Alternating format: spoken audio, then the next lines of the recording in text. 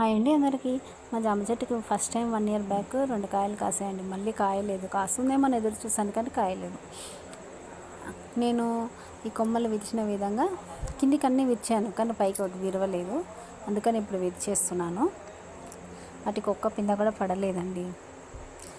ఇక్కడ విరిచేసాను. విరిచిన వాటికి పక్క నుండి చిన్న చిన్న కొమ్మలు వచ్చి పిందెలు పడ్డాయండి.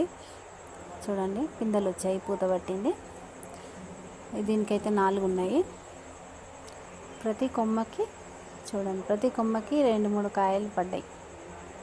ఇదిగో, నాకైతే చాలా సంతోషం అనిపించింది.